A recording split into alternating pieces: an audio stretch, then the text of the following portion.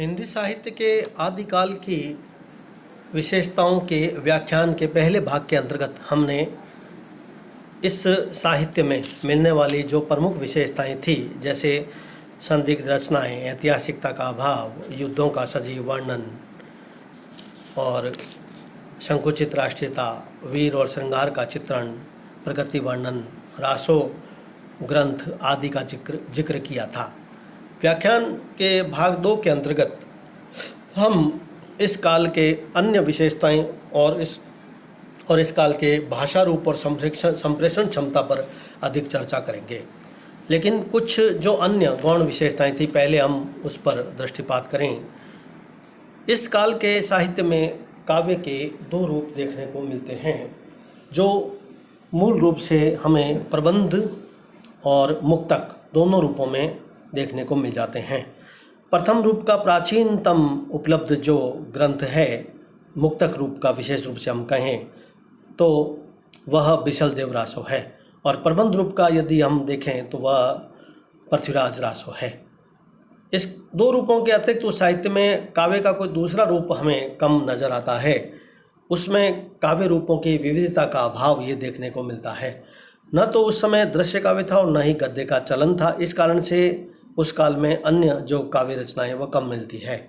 उस समय की कुछ रचनाएं अप्रमाणिक और कुछ अर्ध प्रमाणिक, कुछ नोटिस मात्र है, और जैसे बट केदार का जयचंद, मधुकर का ग्रंथ जयमंक, लेकिन उसका उल्लेख अन्य साहित्य में हमें ज़रूर मिलता है, जैसे राठौड़ और इख्यात।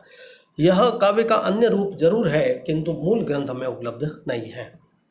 इस काल के काव्य में प्रबंध और मुक्तक जो रूप हैं, उसके अतिरिक्त कुछ फुटकर रूप में हमें अवश्य अन्य काव्य रूप देखने को मिलते हैं। जैसे उस काल में चंपू काव्य मिलता है। राहुल बैल जो और उक्ति व्यक्ति प्रकरण और वर्ण रत्नाकर नामक जो रचनाएं हैं, वह इस काल की चंपू रचनाएं मानी जा सकती है। चंपू का मतलब है जिसमें गद्य और पद्य दोनों मिश्रित होते हैं। राहुल बैल में राजकुमारी के नक्शे का वर्णन है, तो उक्ति व्यक्ति प्रकरण मूल रूप से व्याकरण संबंधी ग्रंथ हैं, और वर्ण रत्नाकर तत्कालीन भारत का कोशात्मक ग्रंथ है। यदि हम आदिकाल के साहित्य के एक अन्य विशेषता छंदों को देखें, तो छंदों का विविध मुखी प्रयोग इस साहित्य में देखने को मिलता है, जितना हम दूसरे अन्य साहित्य में हमें कम मिलता है। हिंदी साहित्य में दोहा, तोटक, तोमर, गाथा, गाहा, पदरी भाया, षटक, रोला, उलाला, कुंडलिया आदि छंदों का प्रयोग बड़ी कलात्मकता के साथ किया गया है। यहाँ जो छंद के परिवर्तन हुए हैं वह आगे चलकर जो केशव की रामचंद्रिका आदि में दिखाई देता वैसा नहीं है ना, स्वाभाविक ही दिखाई देते हैं। आचार्य हजारी प्रसाद द्विवेदी ने भी हिंदी साहित्य के आदिकाल के छंदों की प्रशंसा करते हुए कहा है कि रासों के छंद जब बदलते हैं तो श्रोता के चित्त में प्रसंगानुकूल नवीन कंपन उत्पन्न करते हैं। इस काल के साहित्य में डिंगल भाषा के दृष्टिकोण से तो डिंगल और पिंगल दोनों भाषाओं का वर्णन मिलता है। इन काव्यों की एक अन्य उल्लेखनीय विशेषता हम यही कह सकते हैं कि डिंगल भाषा का प्रयोग सर्वाधिक है।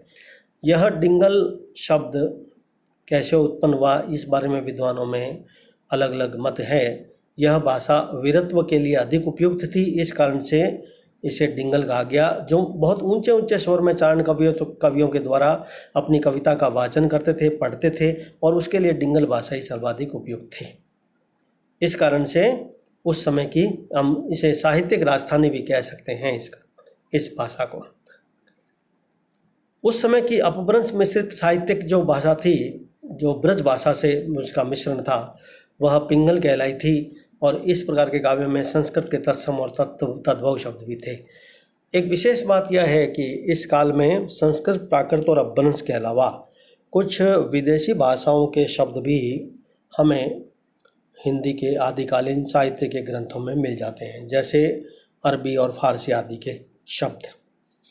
अब यदि हम भाषा रूप के दृष्टिकोण से देखें तो हिंदी साहित्य के आदिकाल में ये जो हिंदी भाषा है वह साहित्यिक अपभ्रंश के साथ चलते हुए क्रमशः जन भाषा के रूप में साहित्य रचना का माध्यम बनी थी। अपभ्रंश के नाम पर हिंदी का बहुत सारा आरंभिक साहित्य है वह कई विद्वानों के द्वारा छोड़ दिया गया और कई ऐसे विद्वानों ने पुरानी हिंदी के नाम पर जो अपभ्रंश का साहित्य था उसे हिंदी में उन्होंने शामिल कर लिया। यह वास्तव में एक विकट समस्या थी इस काल की भाषा के दृष्टिकोण से देखें तो। आदिकालीन साहित्य में प्रयुक्त हिंदी की वैसे तो यह एक बहुत बड़ी शक्ति है जो उसकी संप्रेषण क्षमता की सूचना हमें देती है। हिंदी साहित्य का जो आदिकाल की जो भाषा की कठिनता है वह सरलता की ओर ही जाती हुई एक व्यापक रूप में आगे बढ़ती है। दूर दूर रहते हुए भी तथा भिन्न भिन्न प्रवृत्तियों में रमते हुए भी सभी हिंदी कवियों की प्रतिभा में एकत्व का आभास वह दे जाती है। फलस्वरूप हिंदी का क्षेत्र बहुत व्यापक हो जाता है, उसकी बोलियां धीरे धीरे विकसित होती जाती है और एक सांस्कृतिक एकता भाषा के दृष्टिकोण से हम देखने को मिल जाती है। आदिकालीन हिंदी का संस्कृत और संस्कृति की ओर जाने वाला व्यापक जन भाषाई स्वरूप ना बहुत संप्रेषणीय माना जा सकता है, जिसमें एक तरफ तो सरल शब्दावली की जो है वह सशक्ता देखने को मिलती है, तो दूसरी तरफ हमें नए नए पुरुषार्थ और नए नए अनुभवों को व्यंजित करने वाली जो भाषा है उसकी शक्ति वह भी देखने को मिलती है। एक तरफ सिद्धों की जीवन दृष्टि की स्पष्टवादिता, तो दूसरी तरफ नाथपंथियों का हठयोग, तो तीसरी तरफ जैनों की अहिंसा, तो चौथे तरफ चारण भाटों की प्रशस्तियाँ और पांचवें तरफ देखें तो अमीर खुसरो की लोकानुरंजता, लोक में अत्यधिक प्रिय होने वाली मुकरियाँ और पहेलियाँ जो हमें खड़ी बोली में दिखाई देती है। यह आदिकालीन साहित्य की एक बहुत बड़ी देन हम मान सकते हैं।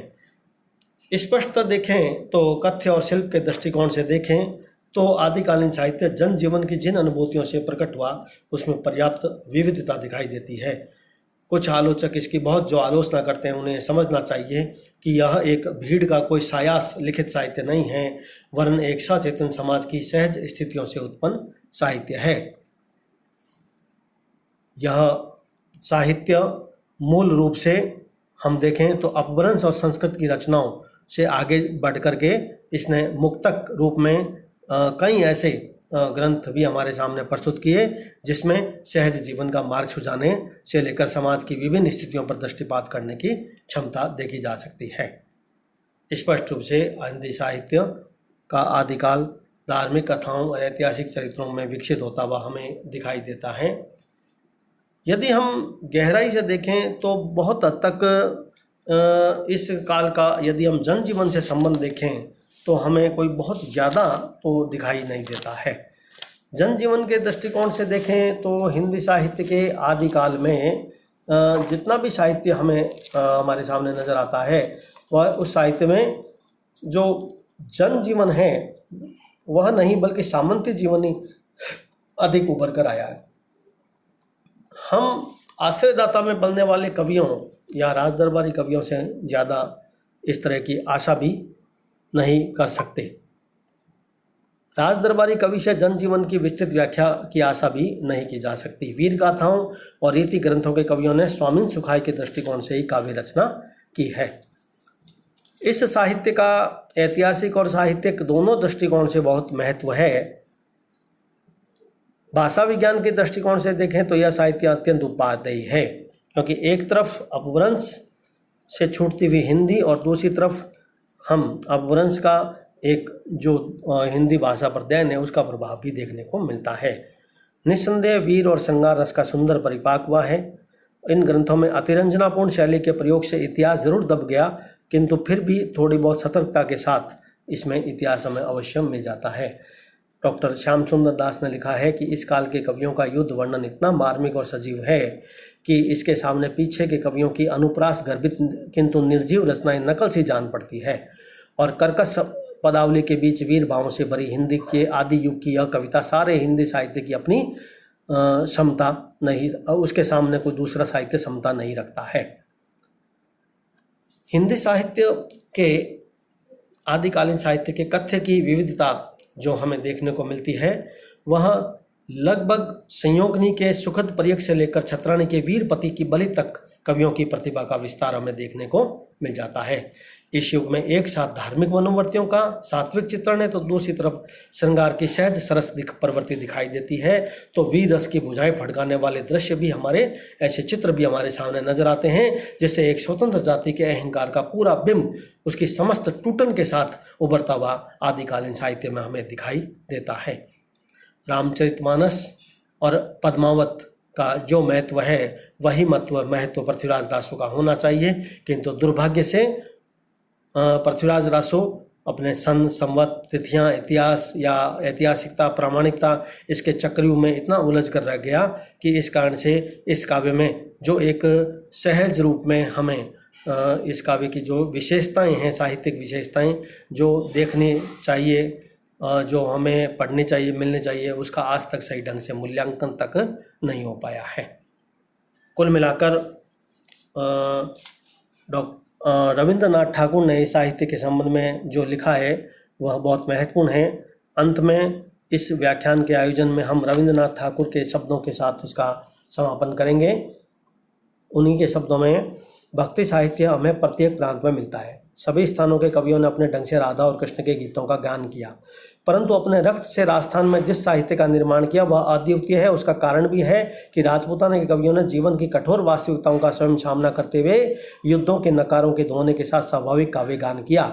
उन्होंने अपने सामने साक्षात शिव के तांडव की तरह प्रकृति का नृत्य देखा, मगर कोई कल्पना के द्वारा भी कोई कवि उस कोटि के काव्य की रचना कर सकता है। उनके शब्दों में ही, मगर कोई कल्पना द्वारा उस कोटि के काव्य की कल्पना कर सकता है। राजस्थानी भाषा के प्रत्येक दोहे में जो वीरत्व की भावना है और उमंग है, यह राजस्थान की मौलिक निधि है और समस्त भारतवर्ष के गौरव का विषय है। वह स्वाभाविक, सच्ची और प्राकृत है।